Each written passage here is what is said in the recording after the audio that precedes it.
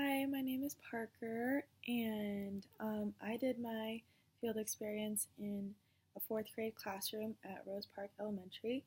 And the way in which they set up the English language development classes at Rose Park is they do a split grade class. So I was in a third and fourth grade split, and all of the kids in my class were they scored threes on WIDA.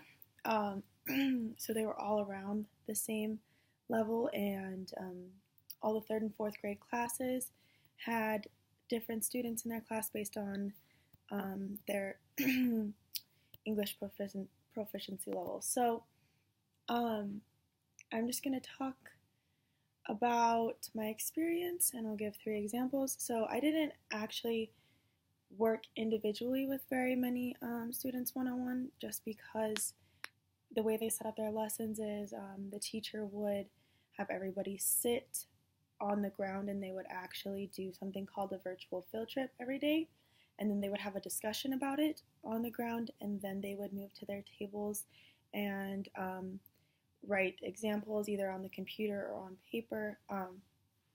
So my first example is in the ELD handbook that they're working with. They were going on these things called virtual field trips, which was basically my host teacher would use YouTube or Google Maps, and they would look up a location, and then they would be asked to describe what they see and then put it into a specific context. So we were observing a snowy field trip, and they were asked to write sentences, and the structure had to be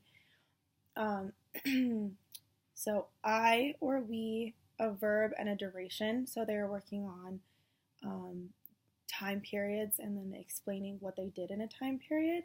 And then they had the option of also writing a sentence, which would be pronoun and then the word spent, and then a duration and an action.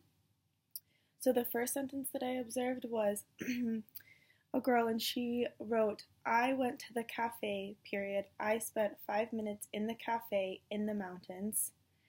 And I saw footprints. And she spelled mountains, Mountints,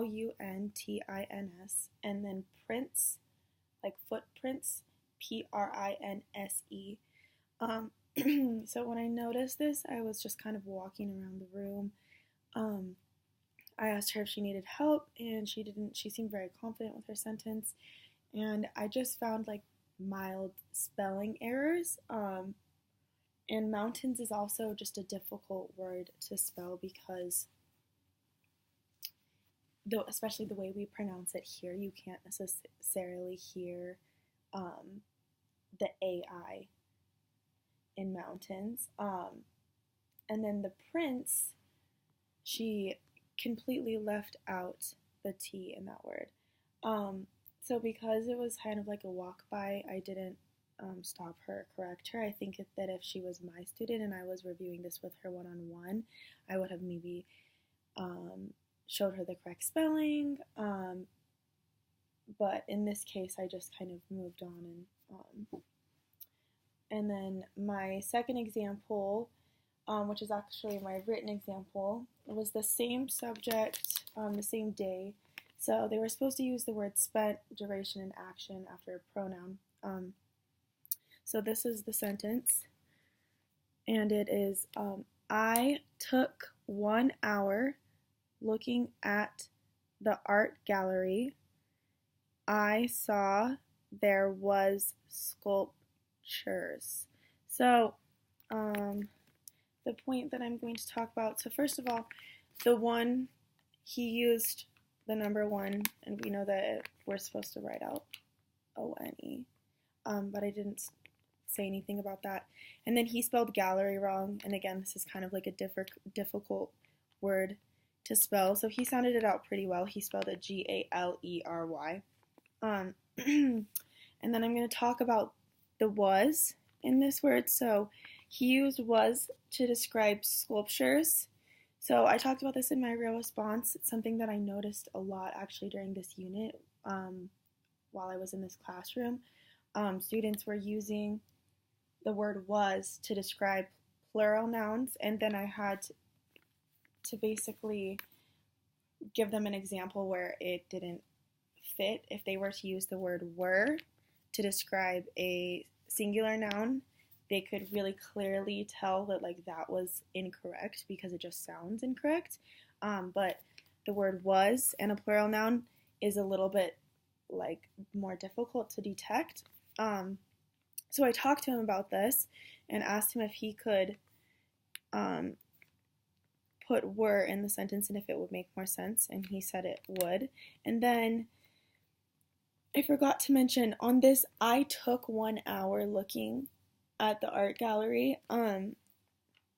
He was supposed to use the word spent instead of took.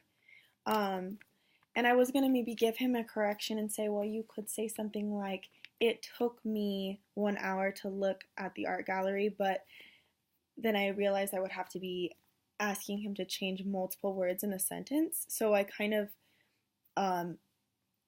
asked him to look at took and maybe change it to the word spent, which was in the example sentence above. And then I want to talk about the word sculptures. So he spelled it SCULPSHERS. And so in this example, the student is supposed to be using a voicelet, or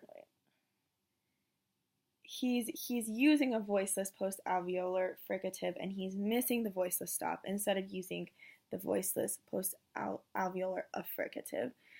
So it's similar in the example that we saw on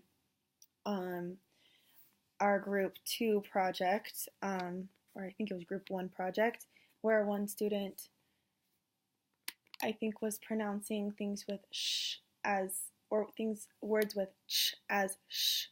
And so this was an example of that. And the word sculptures obviously is spelled differently, but the ch in sculptures is different than sculptures.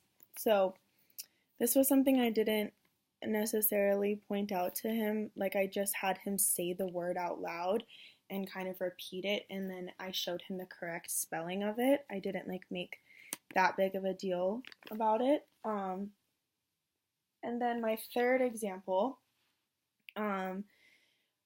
is a different activity. So the students actually were able to listen to a podcast that was called Why Don't Unicorns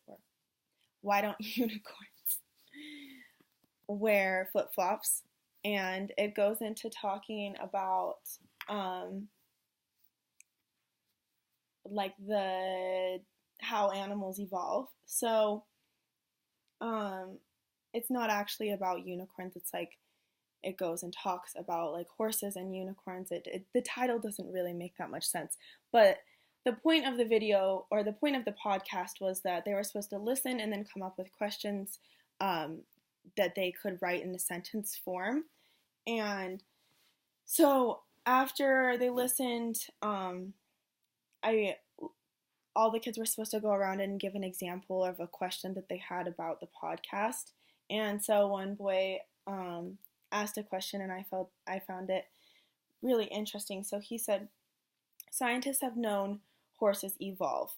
How do they develop? How did they look before today? So I found this interesting, and honestly, I kind of really commend the student for being really creative with his language and really trying to make this advanced sentence. So he used the word develop, EVELOP, which is not a word. So I'm assuming what he was doing was he was mixing the word evolve and develop and putting them into his own word.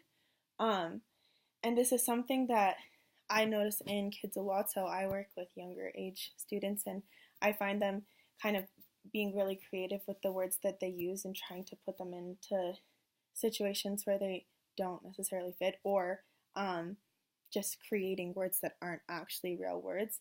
And so in this example, I didn't stop him because this is something that he actually does pretty frequently. I think that if it was a written sentence, I would maybe like ask him to try to find a different word, or hey, did you mean to put develop or did you mean to write evolve? I love that you're being creative, but the word develop is not a word. So that was just something that I found interesting in the class. Overall, I really enjoyed my experience, and I think I will continue to volunteer in this classroom even after this class. And yeah, that's it. Thank you.